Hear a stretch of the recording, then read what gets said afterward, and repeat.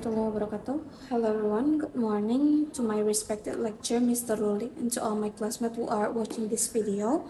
My name is Rahma Azahra and I am a student University of English Education Department.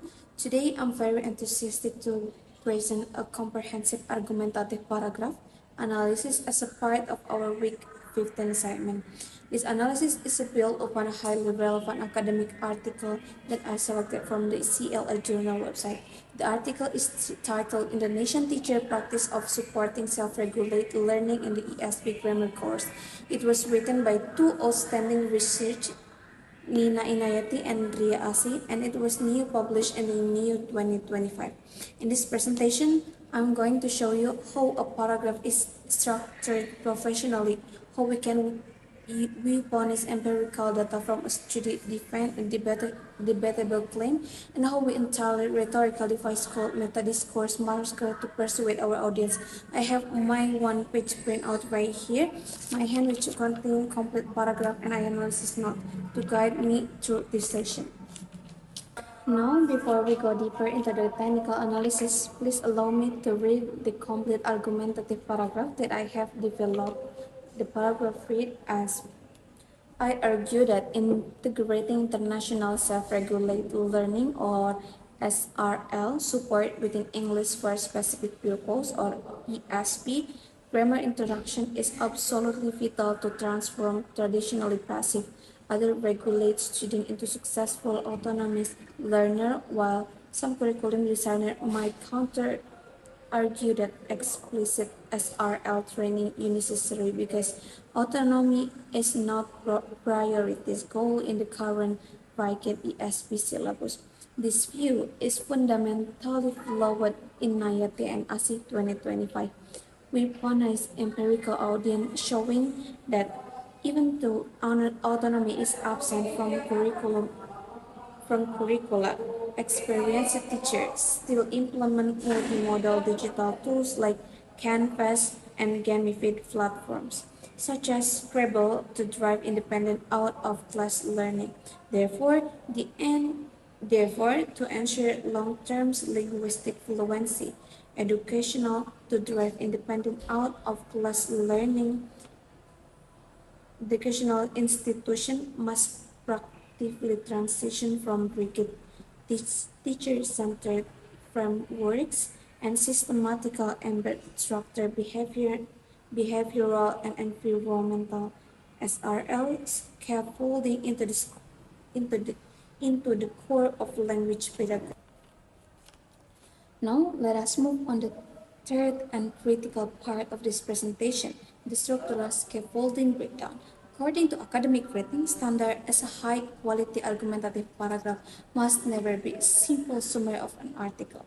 Instead, it must establish a clear, debatable position and use the research finding as a literal one to defend that position. Let me explain how this paragraph achieves that goal through four main components. First, we have the main claim or the thesis statement. This is located at the very beginning of the paragraph. The claim that the integrating international self-regulated learning support within ESP grammar instruction is absolutely vital to transform traditionally passive other regulate students into successful autonomous learners. Why is this a strong claim? Because it is a high debatable. Traditionalists might argue that grammar should only be taught through rote memorization and lecture. But this claim challenged that notion by asserting that students must be trained to regulate their own learning behaviors and environmental process. The second, the paragraph introduces a counter-argument. A major academic writer always anticipate a portion in the middle of the paragraph. We acknowledge a conflicting view that some curriculum designer might counter-argue that explicit SRL training is unnecessary because autonomy is not a priority goal in the current rigid SP syllabus. This is excellent. Additional because because it shows that we understand the real-world limitation, namely the formal syllabus are often vague and do not officially mandate autonomous learning.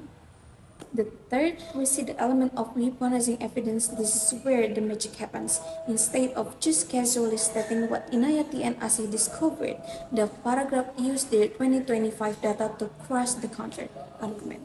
The paragraph states that Inayati and Asi 2025 weaponized empirical evidence showing that even though autonomy is absent from formal curricula, experienced teachers still extensively implement multimodal digital tools like Canvas and gamified platforms such as Scrabble to drive independent out-of-class learning. This data serves as a perfect weapon because it's proof that at the practical level, successful teachers are already breaking the rigid curriculum boundaries to foster independence. Therefore, the objective of the curriculum designer is completely neutralized by this real-world evidence. Fourth, the paragraph concludes with a final resolution. An argument needs a powerful closure, a call to action. The paragraph ends by stating that ensure long-term linguistic fluency. Educational institutions must proactively transition from rigid teacher-centered frameworks and systematically embed structured behaviors and environmental SRL scaffolding into the core of language pedagogy. This ties the entire discussion together by offering a concrete institutional solution to the problem. Moving forward, let us examine the linguistic machinery that makes this paragraph highly persuasive.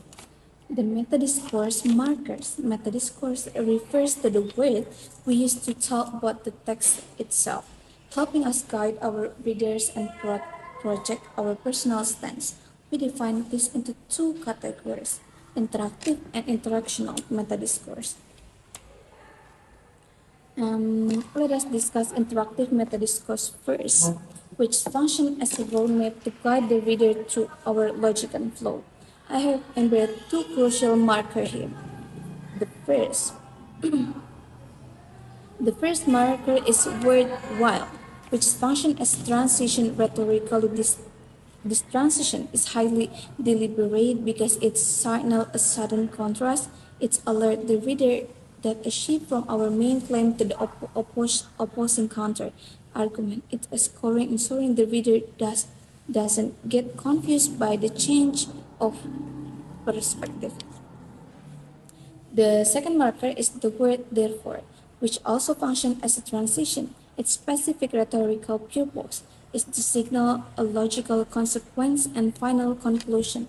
It tells the audience that based on the empirical evidence from Inayati and ASI 2025 that we just discussed, this final statement is the only logical and undeniable resolution left. Next, let us look at interactional meta-discourse, which allow me as a reader to build a relationship with the audience and establish my personal commitment to the argument. I use two powerful markers here. The first one is praise I argue, which function as a self-mention in modern academic writing using first-person pronouns like I is highly encouraged to project a visible, responsible, and strong academic voice. By saying I argue, I explicitly declare my ownership of this thing, showing Mr. Woolley and the audience that I'm not just copying someone else's opinion, but I actively taking a stand. The second marker is the praise absolutely vital, which function as a booster. Booster is used to lock down and down instead of saying it is important or useful, choosing the word absolutely vital, emphasizing my total certain and adds immense rhetorical pressure, forcing the audience to recognize the extreme urgency of incorporating self-regulated learning into language education. In conclusion, going through this rigorous process of text production and analysis has taught me an valuable lesson. Collaborating with Gemini has opened my eyes to how professional academic writing is constructed.